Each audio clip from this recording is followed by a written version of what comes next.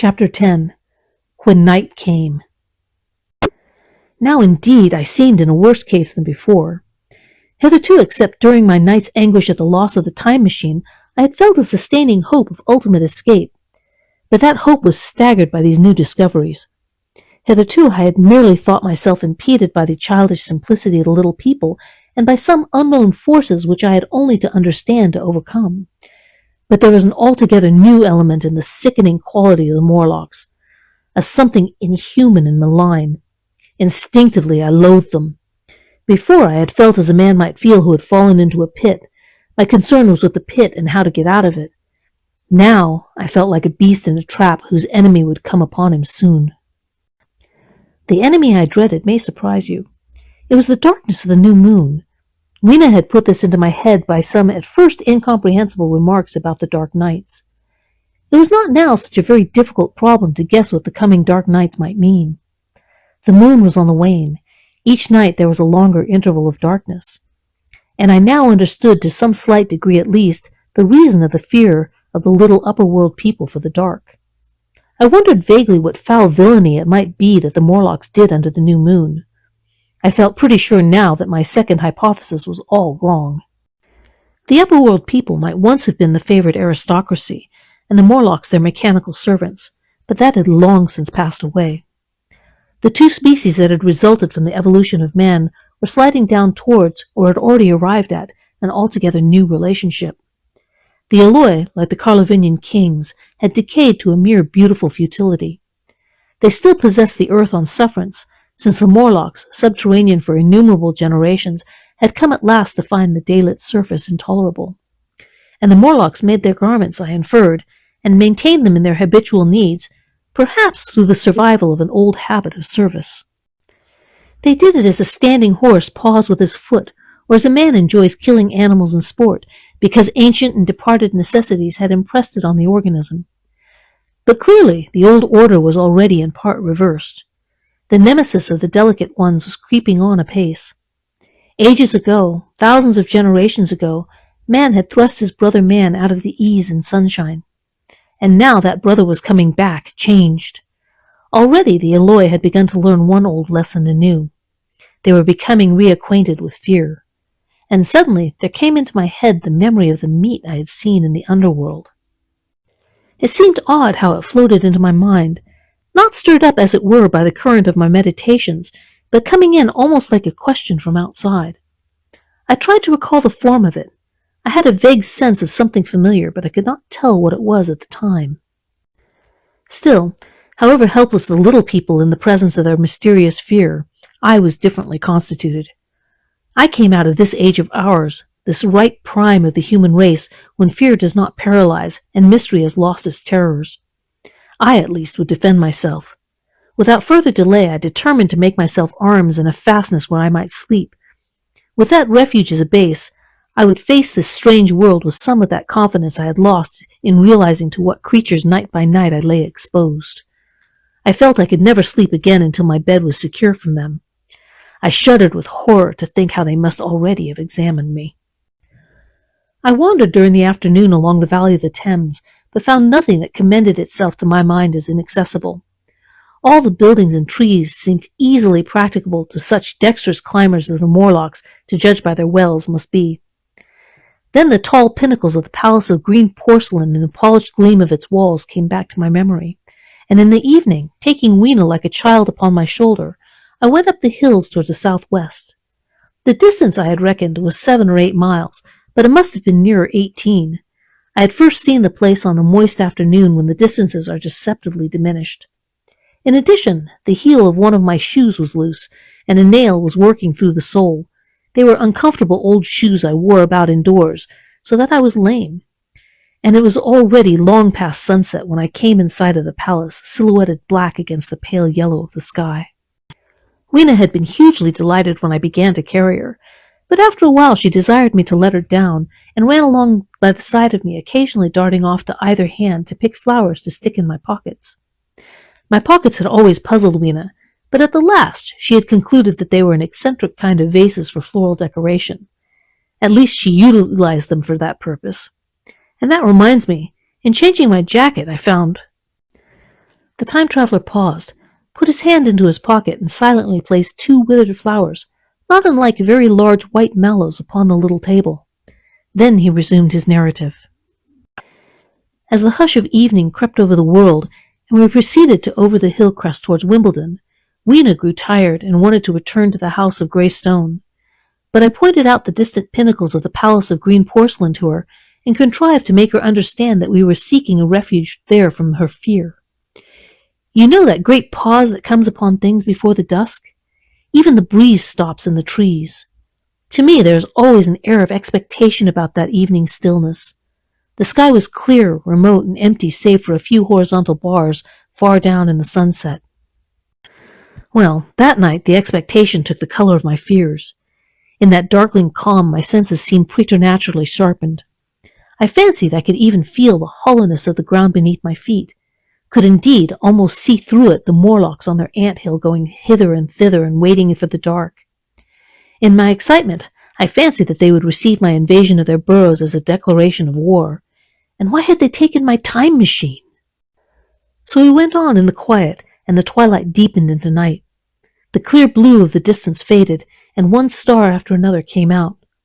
The ground grew dim and the trees black. Weena's fears and her fatigue grew upon her. I took her into my arms and talked to her and caressed her. Then, as the darkness grew deeper, she put her arms round my neck and, closing her eyes, tightly pressed her face against my shoulder. So we went down a long slope into a valley, and there in the dimness I almost walked into a little river. This I waded, and went up the opposite side of the valley, past a number of sleeping houses, and by a statue, a faun or some such figure, minus the head. Here, too, were acacias. So far I had seen nothing of the Morlocks, but it was yet early in the night, and the darker hours before the old moon rose were still to come. From the brow of the next hill I saw a thick wood spreading wide and black before me. I hesitated at this. I could see no end to it, either to the right or to the left. Feeling tired, my feet in particular were very sore. I carefully lowered Weena from my shoulder as I halted, and sat down upon the turf. I could no longer see the palace of green porcelain, and I was in doubt of my direction. I looked into the thickness of the wood and thought of what it might hide. Under that dense tangle of branches one would be out of sight of the stars. Even were there no other lurking danger, a danger I did not care to let my imagination loose upon, there would still be all the roots to stumble over and the tree boles to strike against. I was very tired, too, after the excitements of the day, so I decided that I would not face it, but would pass the night upon the hill. Weena, I was glad to find, was fast asleep. I carefully wrapped her in my jacket and sat down beside her to wait for the moonrise. The hillside was quiet and deserted, but from the black wood there came now and then a stir of living things. Above me shone the stars, for the night was very clear. I felt a certain sense of friendly comfort in their twinkling. All the old constellations had gone from the sky, however. That slow movement which is imperceptible in 100 human lifetimes had long since rearranged them in unfamiliar groupings. But the Milky Way, it seemed to me, was still the same tattered streamer of stardust as of yore. Southward, as I judged it, was a very bright red star that was new to me. It was even more splendid than our own green Sirius, and amid all these scintillating points of light, one bright planet showed kindly and steadily like the face of an old friend. Looking at these stars suddenly dwarfed my own troubles and all the gravities of terrestrial life. I thought of their unfathomable distance and the slow, inevitable drift of their movements out of the unknown past into the unknown future. I thought of the great processional cycle that the pole of the earth describes. Only 40 times had that silent revolution occurred during all the years that I had traversed. And during these few revolutions all the activity, all the traditions, the complex organizations, the nations, languages, literatures, aspirations, and even the mere memory of man as I knew him had been swept out of existence. Instead were these frail creatures who had forgotten their high ancestry and the white things of which I went in terror. Then I thought of the great fear that was between the two species, and for the first time, with a shiver, came the clear knowledge of what the meat I had seen might be. Yet it was too horrible. I looked at little Weena sleeping beside me, her face white and star-like under the stars, and forthwith dismissed the thought. Through that long night I held my mind off the Morlocks as well as I could, and whiled away the time by trying to fancy I could find signs of the old constellations in the new confusion. The sky kept very clear except for a hazy cloud or so. No doubt I dozed at times. Then, as my vigil wore on, came a faintness in the eastward sky, like the reflection of some colourless fire, and the old moon rose thin and peaked and white. And close behind and overtaking it and overflowing it, the dawn came, pale at first, then growing pink and warm. No Morlocks had approached us. Indeed, I had seen none upon the hill that night. And in the confidence of renewed day, it almost seemed to me that my fear had been unreasonable. I stood up and found my foot with the loose heel swollen at the ankle and painful under the heel, so I sat down again, took off my shoes, and flung them away. I awakened Weena, and we went down into the wood, now green and pleasant instead of black and forbidding. We found some fruit wherewith to break our fast. We soon met others of the dainty ones, laughing and dancing in the sunlight as though there was no such thing in nature as the night. And then I thought once more of the meat that I had seen. I felt assured now of what it was, and from the bottom of my heart I pitied this last feeble rill from the great flood of humanity. Clearly, at some time in the long ago of human decay, the Morlocks' food had run short. Possibly they had lived on rats and such like vermin. Even now man is far less discriminating and exclusive in his food than he was, far less than any monkey. His prejudice against human flesh is no deep-seated instinct, and so these inhuman sons of men. I tried to look at the thing in a scientific spirit. After all, they were less human and more remote than our cannibal ancestors of 3,000 or 4,000 years ago, and the intelligence that would have made this state of things a torment had gone. Why should I trouble myself? These Eloi were mere fatted cattle, which the ant-like Morlocks preserved and preyed upon, probably saw to the breeding of, and there was Weena dancing at my side. Then I tried to preserve myself from the horror that was coming upon me by regarding it as a rigorous punishment of human selfishness. Man had been content to live in ease and delight upon the labors of his fellow man, had taken necessity as his watchword and excuse, and in the fullness of time, necessity had come home to him. I even tried a Carlyle-like scorn of this wretched aristocracy in decay. But this attitude of mine was impossible.